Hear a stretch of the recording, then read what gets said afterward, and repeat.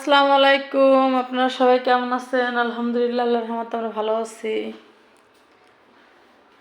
তো রাত এখন প্রায় 9টা বাজে।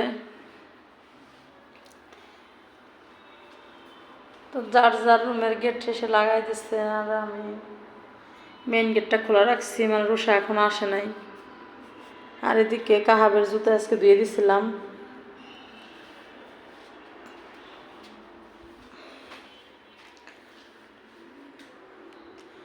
তো আমি আলমারিটা কিনছি, দেখেন। তো একটা নারীর অনেক কষ্টের টাকা দিয়ে একটা নারী কিনে, কিছু টাকা আমি জমাইছিলাম কষ্ট করে, একটু একটু করে কিছু টাকা জমাই আমি এই আলমারিটা কিনছি। তো পাশে আছে দেখেন ছোট্ট একটা কর্নার ক্যাবিনেট, এটাও আমি আস্তে আস্তে একটু একটু টাকা জমিয়ে আমি কিনছি। তো যাই হোক, প্রতিটা নারী চায় তার সংসার সাজিয়ে গুছিয়ে রাখার জন্য। তো আমিও চাই যে আমার সংসারটা সাজিয়ে সাজিয়ে গুছিয়ে রাখবো। তো এদিকে রাতের খাবারের জন্য আজকে বানাইছি রুটি, আলু ভাজি আর ভাত আছে, আর এদিকে শোল মাছের তরকারি আছে। তো কাহাবের খাওয়া শেষ, তো আমি আর রুষা খাবো। তো রুষা এখন আসে নাই। তো কাহাবের পড়া হয়ে গেছে, আর রুষা দেখেন বই খাতা কোথায় রাখছে, টেবিল থাকতো। আর এদিকে কালকে আমি ব্লেন্ডার মেশিনটা আনছি। তো আসলে আমার খুব কষ্টের টাকা, আমার অনেক কষ্টের টাকা দিয়ে আমি এইসব জিনিসপত্র কিনছি। আমার ঘর সাজাতে আমি খুব পছন্দ করি। তো আমি কালকে এই ব্লেন্ডারটা আনছি, কালকে রাত্রে আনছি। তো আমি যা দেখি আমার কিনতে ইচ্ছে করে, কারণ আমি একা না, প্রতিটা নারী তার সংসার সুন্দরভাবে সাজিয়ে গুছিয়ে রাখার জন্য তার কষ্টের টাকায় একটু করে টাকা জমিয়ে সে টাকা দিয়ে কেনে। তো আমি ওইটাই করি, যে একটু একটু করে জমিয়ে তারপর আমি একটা জিনিস কিনি। আর এদিকে দেখেন মানে কাপড় চোপড়গুলা সন্ধ্যার আগ দিয়ে একটু ধুয়ে দিয়েছিলাম আমি। তো যেহেতু কাহাবার রুষা সারাদিনের খেলায়, তো খেলালে মনে করেন যে নিচে যেয়ে, আর কাহাব তো সবসময় ফুটবল খেলায়, তো যখন ফুটবল খেলাইতে যার কাপড় চোপড় নোংরা করে ফেলায়, এগুলো ধুয়ে দিচ্ছি, আর এগুলো শুকিয়ে গেছে। তো আমার রাতের ভিউ দেখেন বেলকনিতে দাঁড়াইয়া, তো পুরাটাই কিন্তু অন্ধকার।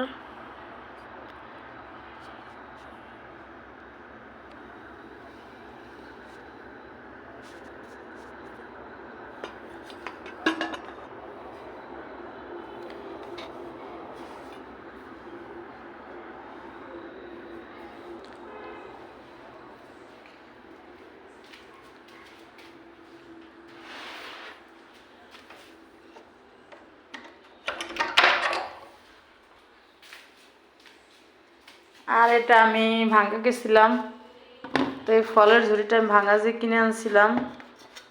তো ভাঙ্গা যখন গেছি, যখন আমি মেলার ভিতর ঢুকছি, বাণিজ্য মেলায়, তখন প্রথমে আমার এটা পছন্দ হয়েছে, তো এটা কিনে নিয়ে এসেছি।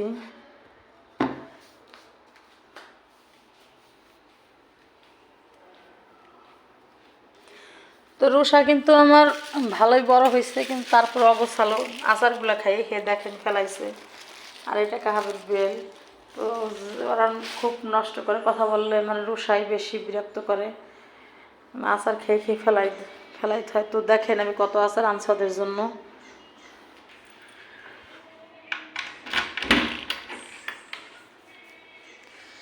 তো আসলে মধ্যবিত্তদের অনেক ইচ্ছা থাকে, সবসময় সব কিছু পূরণ হয় না।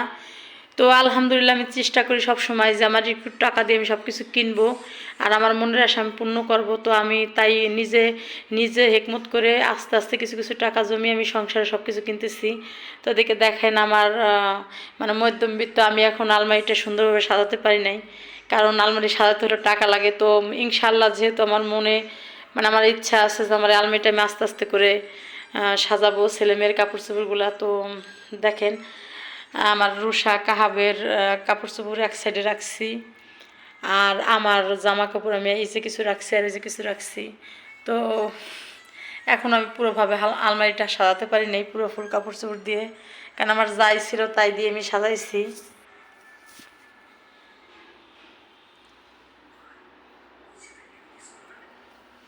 এই দেখেন তো আমার রুষার কাহা আচারটা খুব পছন্দ করে, তো আমি যখন কুয়াকাটা গেছিলাম তখন এই আচারগুলো আনছিলাম। দেখেন এই যে আচার,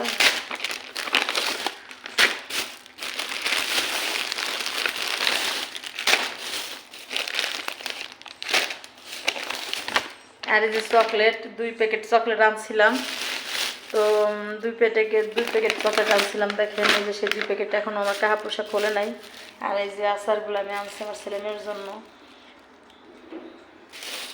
তো আমি সবসময় চেষ্টা করি যে আমার ছেলে মেয়ে দুটাকে আমি ভালো রাখার জন্য, কারণ মাই একটা মাই জানে তাদের সন্তানের সব কিছু। আমার ভিতরটা যেরকম আমার মা জানে, ওরকম আমার সন্তানের মনের কথাটা আমার জানতে হবে। তো আমি সবসময় চেষ্টা করি।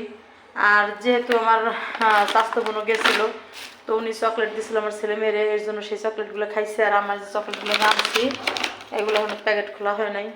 তো আমি সবসময় চেষ্টা করি আমার সন্তানদের আমি ভালো রাখার জন্য।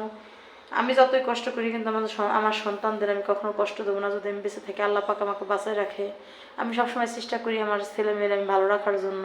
তো সব বাপ মাই চায় তার ছেলে মেয়েদের ভালো রাখার জন্য। তো আমি একটা কথাই মনে রাখি, যে এই পৃথিবীতে যেই যতই ভালো জানুক আর যাই করুক, মা বাবার মতন কেউ ভালোবাসতে পারবে না। আমাকে যেরকম আমার বাপ মা ভালোবাসছে ওরকমই পৃথিবীতে বাপ মা না থাকলে তার কোনো হয় না। বাপ মা যেটুক করবে অন্যজন কখনো তার করবে না, আমি মনে করি। কারণ আমার মা আমার জন্য যেটুক করবে অন্যজন সেটুক করবে না। তো আমি আমার সন্তান যেটুক করবো অন্যজন সেটুক করবে না। অনেকেই অনেক কিছু করতে চায়, অনেকজন অনেক কিছু বলতে চায়, কের কথা কানে আমি দিতে চাই না আর বলতেও চাই না। যে আমার সন্তান আমার কাছে ভালো থাকবে, এটাই কথা। আমার মাও চায় আমি ভালো থাকবো, আর আমিও চাবো যে আমার সন্তানটা আমার কাছে ভালো থাকুক। আর একটা বাপ মা চায় না তার সন্তান খারাপ থাকুক, এটাই কথা। তো আমার রুষা কাপকে সবসময় ভালো রাখার চেষ্টা করি। আর দেখেন আমাদের কমপ্লেক্সে, মানে আমাদের টেকেরহাট যে কমপ্লেক্সগুলা, ওই কমপ্লেক্সগুলো কিছু স্যান্ডেল অফার দিছিল। তো আমার রুষার জন্য আনছি, আর আমি কিনছি। রুষার জন্য আনছি 2 জোড়া, আমার জন্য আনছি 3 জোড়া। তো রুষার একটা জুতা ব্যবহার করতেছে, তো ওটা বাইরে রয়েছে। আর এটা হলো আমার শাড়ি রাখার জন্য যে জায়গাটা, সেই জায়গাটা তো আসলে কিনতে পারি নাই, এর জন্য আমার 2টা শাড়ি। তো 2টা শাড়ি আমি জায়গা রাখছি এরকমভাবে। তো ইনশাল্লাহ যখন আমার আশা আছে, ইনশাল্লাহ আশা পূর্ণ হবে। আমি চেষ্টা করবো আমার এই আলমারিটা সুন্দরভাবে গোছানোর জন্য।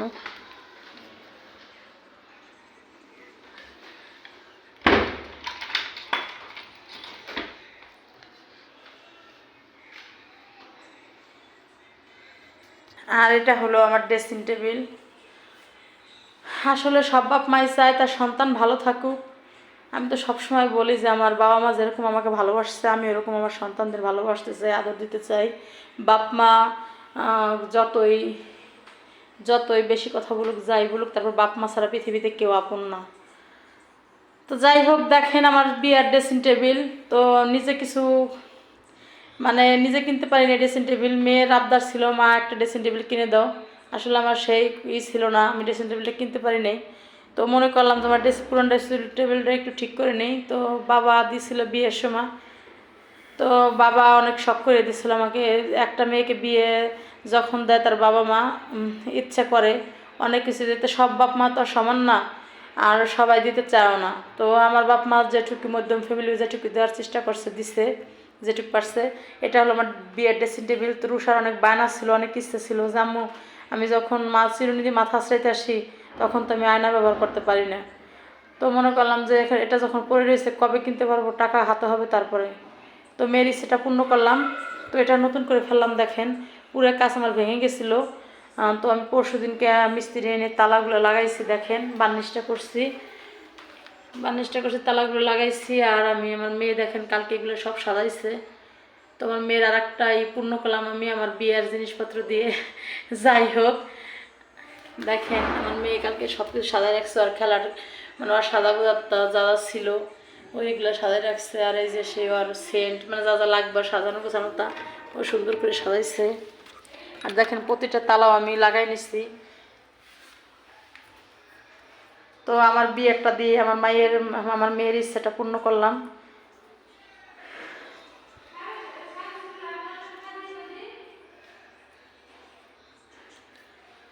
তো অনেকদিন পরে বড় ভিডিও করলাম।